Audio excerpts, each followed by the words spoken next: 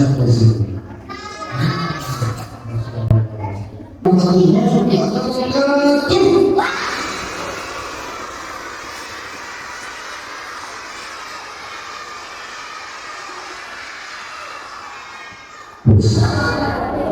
Alhamdulillahi ala rasulillahi ma'ala ba'da.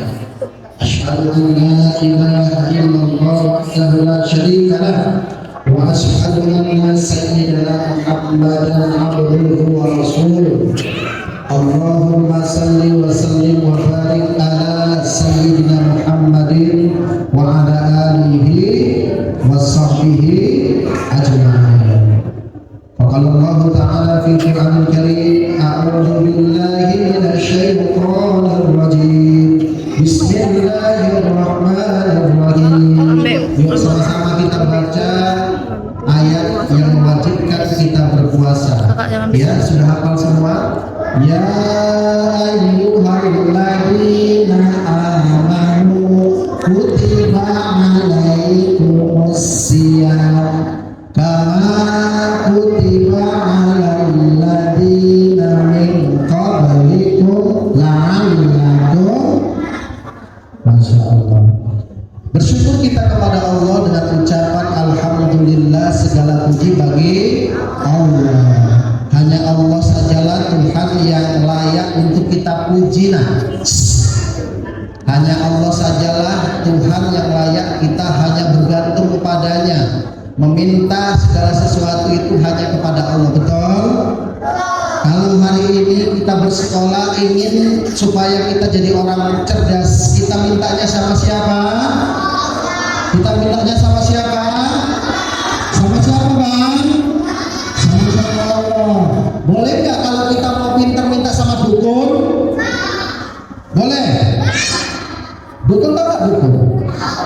Dukun itu adalah paranormal, orang pintar yang dianggap orang punya kelebihan, sehingga kalau ada orang mau kaya datang ke dukun. Betul nggak? Boleh nggak kita kalau sebagai anak yang mau minta pintar minta sama mbak dukun? Boleh nggak? Boleh tidak? Kalau kita minta pintar sama orang tersebut, berarti kita sudah melakukan perbuatan salah. Perbuatan apa? Syirik. Meminta kepada selain Allah kita sama dengan berbuat syirik. Syirik. Apa itu syirik, Abi? Syirik itu adalah mensekutukan atau menduakan Allah. Meyakini dalam hati bahwa ada ternyata Tuhan selain Allah. Itu boleh nggak dalam agama Islam? Boleh tidak? Tidak. Macam orang Kristen. Allah itu apa itu ahad? Ayo siapa yang tahu? Siapa itu ahad? Apa itu? Kok minggu ahad minggu? Betul juga? Memang betul juga. Ahad itu minggu. Apa nah kamu nah? Siapa ini? Minggu. Udah habis pikir. Apa itu ahad? Ahad itu apa? Ahad itu apa nah? Ahad itu apa nah? Tadi ada yang ngomong ahad itu minggu betul juga. Kalau kita mungkin pada yang Senin, Selasa, Arba'ah, Khamsa, ya kan, Khamis, Jumat, Sabtu. Ahad itu mingguan. Dalam hal ini ahad itu adalah salah. Jadi kita sebagai umat Islam tidak boleh punya keyakinan Tuhan itu tiga seperti orang Kristen. Kita punya keyakinan Allah itu hanya satu. Kita hanya menyembah kepada satu Tuhan. Biarlah Allah takbir. Alhamdulillah, anak-anak sekalian. Sekarang kami tanya, kita hari ini puasa sudah berapa hari? Sekarang kita puasa ada berapa hari, Bang? Betul nih 20 nih. Bapak mau lebaran aja, kamu kan lebih awal dulu. Berapa hari?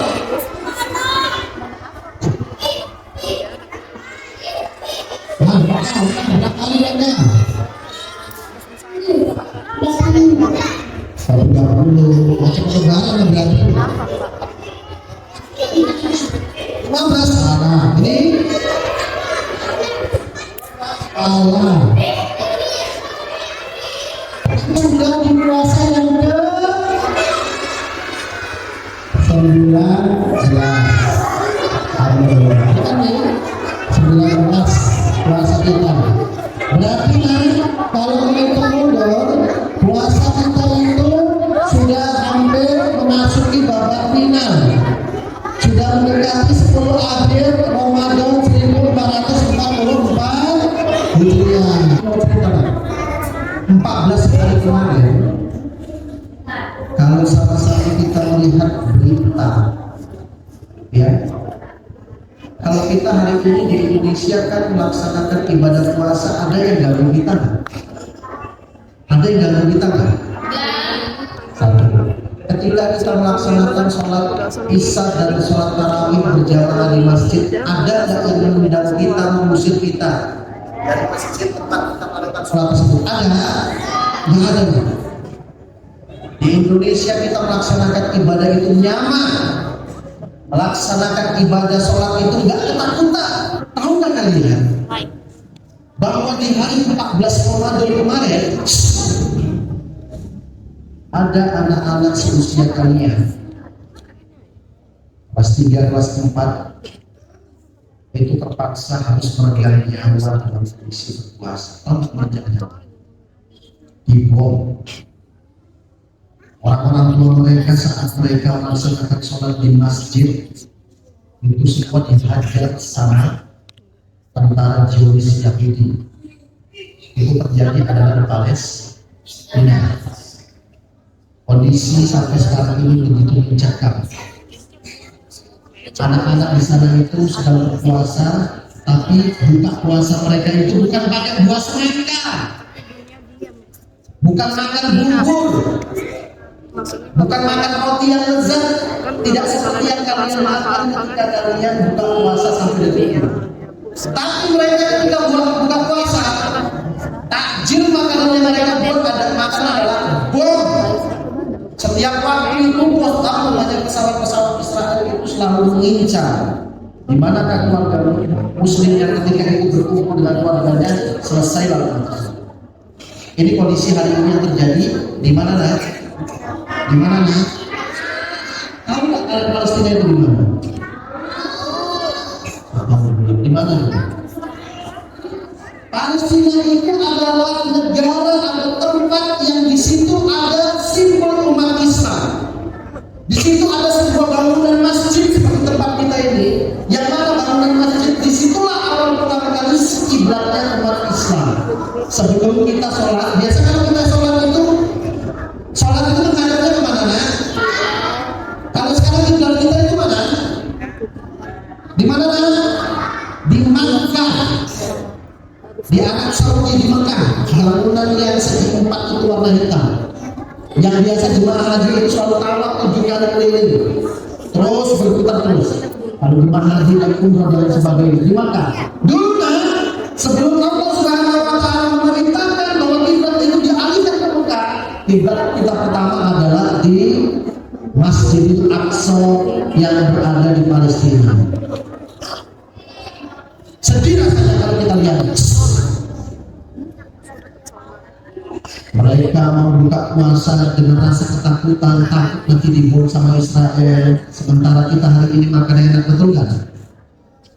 Ketika mereka sahur, mereka itu juga ketakutan. Anak-anak kecil yang masih menyusui itu semakin hari menangis. Bahkan ada yang luar biasa, anak-anak usia kalian itu sudah kehilangan kedua orang tuanya. Emak sama bapaknya sudah mati syahid. Banyak sana anak-anak itu yang yatim piatu. Nggak seperti kalian ada nggak bapaknya? Ada kalian masih sehat? Emak kalian masih ada? Masih sehat? Masih bisa kalian melihat emak sama bapak kalian? Tapi lihat, misalnya teman-teman kalian yang seumuran kalian, nggak usahkan untuk melihat senyum ayah mereka. Untuk melihat fisik ayah mereka saja mereka sudah tidak akan lagi mampu untuk melihat. Kenapa? Ayam mereka sudah dibunuh sama orang Israel karena maka sebagai bentuk solidaritas, sebagai bentuk rasa bahwa mereka adalah bagian dari saudara kita bacakan suratul Fatihah. Bisa? Kita kirimkan doa untuk mereka. Bisa? Mau kita kirimkan doa untuk saudara kita di Palestina? Mau nak? Doanya ini bagaimana? Ya Allah, berilah kesabaran kepada saudara-saudara kami di Palestina. Amin. Ya Allah, jadikanlah mereka sebagai anak-anak yang soleh dan soleha. Amin. Berikan kesempatan kepada mereka sehingga suatu saat mereka akan menjadi pejuang-pejuang yang akan meneruskan Islam di bumi Palestina. Pertanyaannya, Abi, kenapa kita harus jauh-jauh perhatian sama saudara-saudara kita Palestina? Tuh di Medan, Bi. Kalau kita jalan-jalan banyak anak-anak seusia kami, Bi, terpaksa mereka harus menangis. Kenapa kita nggak bantu mereka saja, Bi? Sementara Palestina itu jauh dari negara kita. Ada sebagian pertanyaan seperti itu. Ngapain ngomong Bi? Kita mengeluarkan harta kita bantu saudara-saudara kita di Palestina. Sementara banyak tetangga kita itu ya butuh bantuan kita. Maksudnya gini lah. Kan kalian tahu hadis kan? Tentunya Umi dan Abi kalian sudah mengajarkan satu hadis. Hadisnya itu bagaimana? Bahwa seorang muslim dengan muslim yang lainnya itu seperti satu tubuh. Betul nggak? Apabila tubuh yang satu merasakan sakit, maka yang lainnya juga akan merasakan. Contohnya, mata, lihat tunjuk matanya bagaimana? Kira-kira kalau mata itu sakit mata atau masuk binatang gitu, kelilipan lah bahasanya. Kira-kira mata itu ada ngomong nggak? Aku sakit nggak ngomong apa? Nggak ngomong apa? Kemudian apakah kalian akan diam begitu saja? Mata itu kan apa namanya tahu yang kena kemasukan binatang. Ngapain pun aku bercampur? Ada nggak tangan kemudian gitu? Aku kan minta sama mata, tangan, bantu aku apa mata ini kelilipan. Tanpa diminta langsung. Mulut ngomong, aduh sakit. Tangan juga harus bertindak. Kan seperti itu. Kemudian apa? Akan berusaha untuk cari obat. Dia sibuk akan mencari obat ke sana kemari. Kaki juga seperti itu. Nah artinya apa? Seperti inilah kondisi seorang muslim. Yang satu dengan yang lainnya itu seperti satu tubuh. Ketika kita merasakan sakit, yang lainnya juga akan merasakan sakit. Maka kita akan membaca suratul Fatihah untuk saudara-saudara kita. Ayo sama-sama yuk. A'udzubillahi minasyaitonirrajim. Bismillahirrahmanirrahim. Alhamdulillahirabbil alamin. Arrahmanirrahim. Maliki yaumiddin. Iyyaka na'budu wa iyyaka nasta'in. Ihdinas siratal mustaqim. Shiratal ladzina an'amta 'alaihim. Alhamdulillah, mudah-mudahan pagi hari ini anda sekalian yang sudah membacakan dengan penuh keikhlasan membaca surah Al-Fatihah ini akan nyampe kepada saudara-saudara kita supaya saudara kita itu di bumi Palestina akan diberikan kesabaran oleh Allah Subhanahu wa taala, terutama di bulan Ramadan yang penuh dengan keberkahan ini. Nah, Nabi yang soleh dan soleha semuanya kuasanya itu sudah penuh ya. Ada kuasanya bolong, ada kuasanya bolong. Ada yang tadi pagi itu terlambat sahur. Ada yang tadi pagi itu puasanya buka apa namanya sahurnya itu pakai ayam. Terus siapa yang puasanya sahurnya tadi pagi itu pakai sayur kangkung? Ada?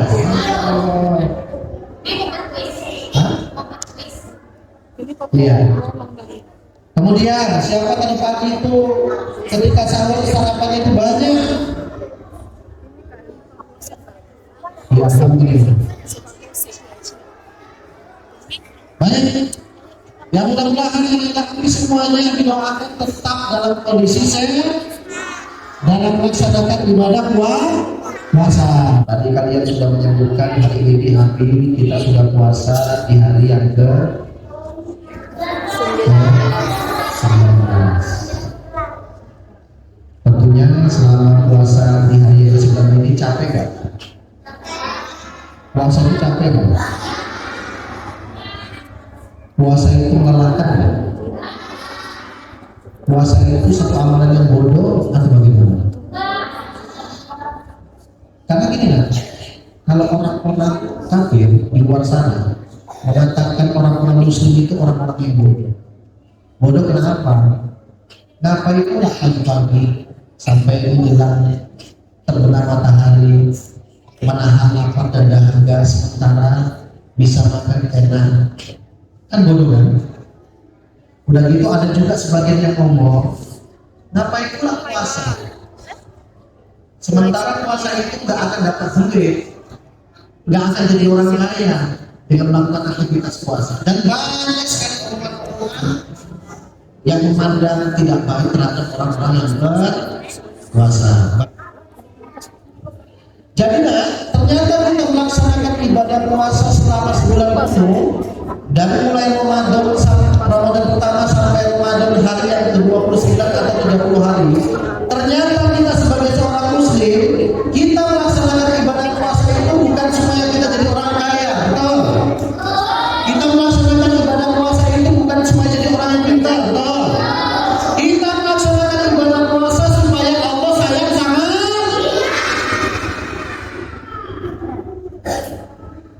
Mau kan sayang sama Allah? Kita melaksanakan ibadah puasa supaya nanti ketika kita mati masuk ke alam barzah, kita mudah untuk menjawab pertanyaan malaikat maut. Nah sekarang ada kuis. Nih lihat nih, ini kuisnya nih. Siapa yang bisa menjawab ketika malaikat maut? Ya. Ketika malaikat maut sudah melihat ada jasad yang sudah dikuburkan di alam barzah atau di kuburannya, sudah dipendam bahasanya. 7 langkah orang-orang ya yang mengantarkan mayit atau mayat tersebut itu yang meninggalkan kuburan. Ketika itu malaikat itu datang, pertanyaannya, apakah pertanyaan yang pertama sekali ditanyakan sama mereka? Apakah? Betul nih? Ya. Masih keliru. Siapa bisa jawab? Masih belum tepat. Ada lagi? Apa yang akan ditanyakan malaikat maut ketika orang sudah berada di dalam kubur? Pertanyaan yang pertama sekali. Ada yang bisa tahu? Apakah siapa? Pertanyaannya dulu. Apa itu?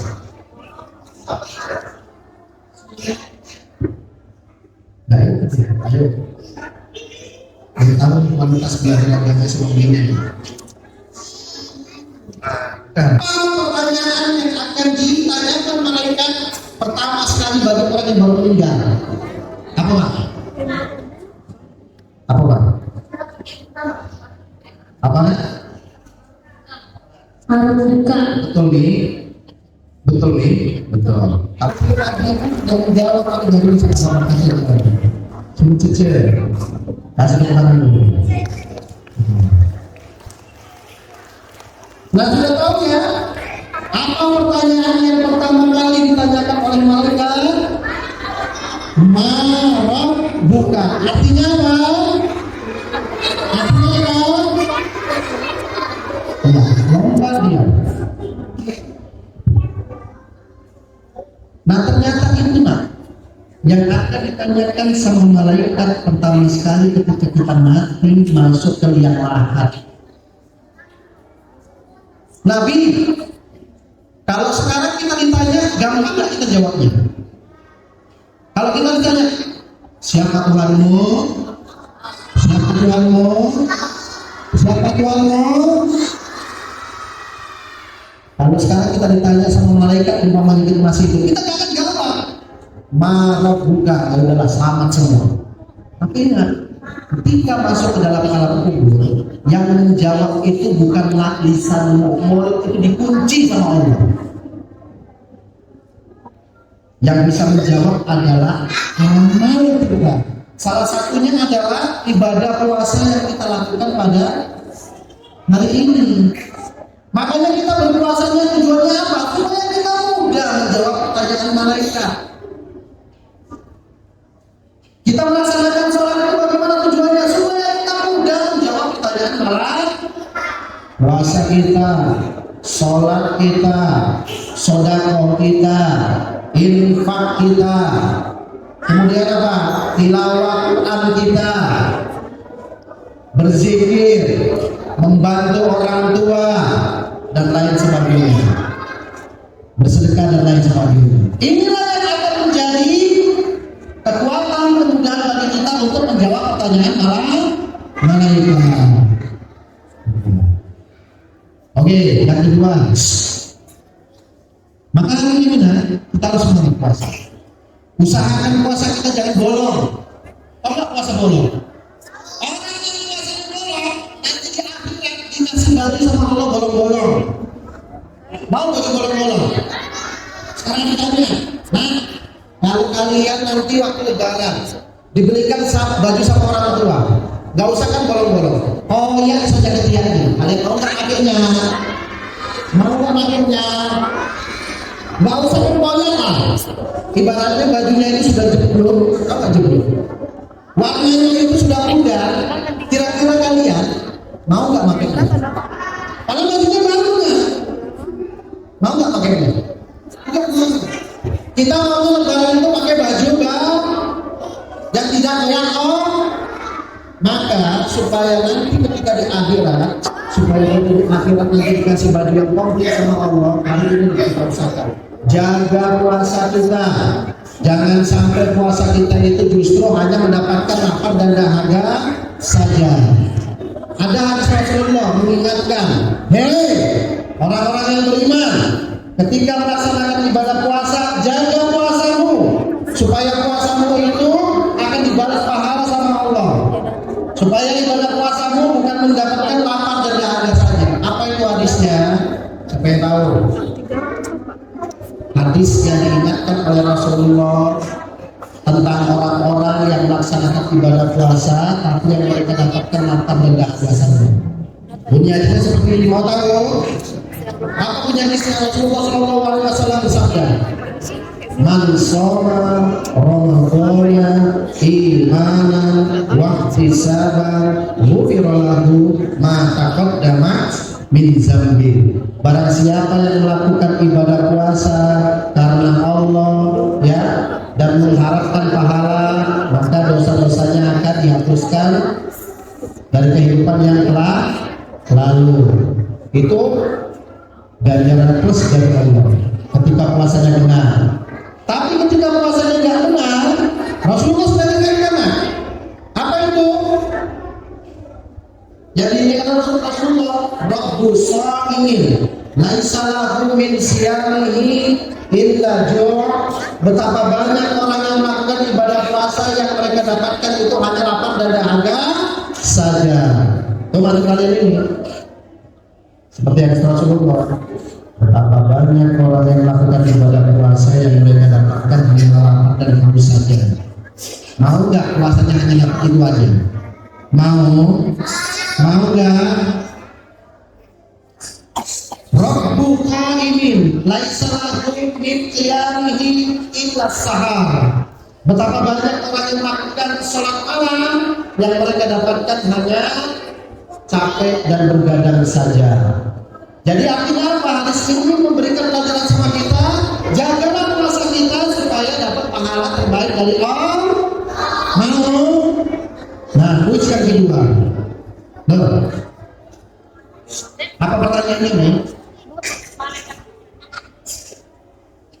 Yang kedua, ini masih berkaitan dengan malaikat.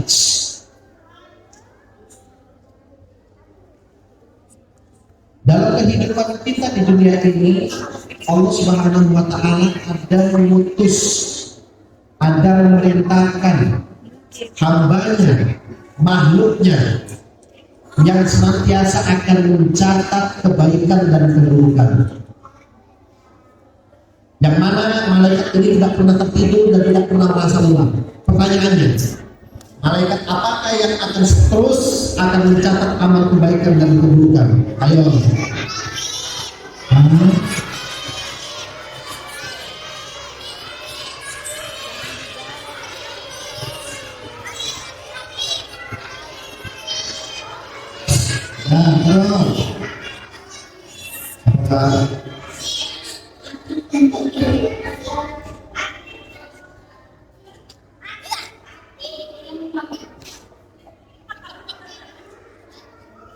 Betul nih, hati dan hati.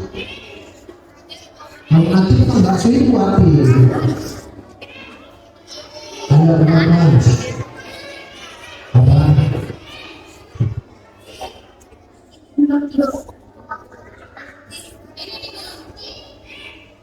Apa lagi? Kenapa tuh? Ya.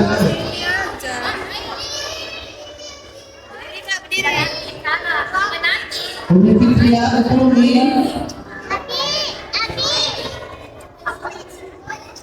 Apa namanya kita mana?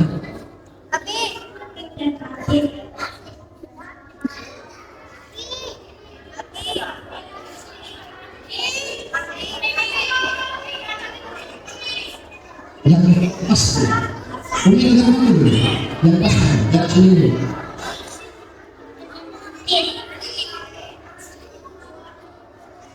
Boleh kita ngomong?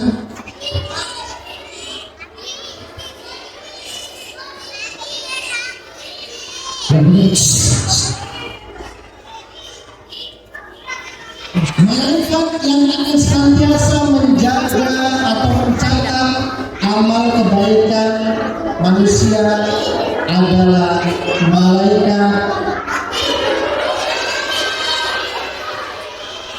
kiraman katibin.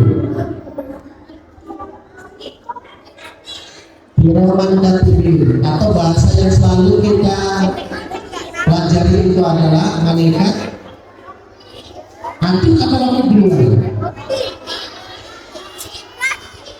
Bukan wa bihamdika asyhadu an la ilaha illa anta astaghfiruka wa atubu ilaik. Walhamdulillahi rabbil alamin. Billahi taufiq wal hidayah. Assalamualaikum warahmatullahi wabarakatuh.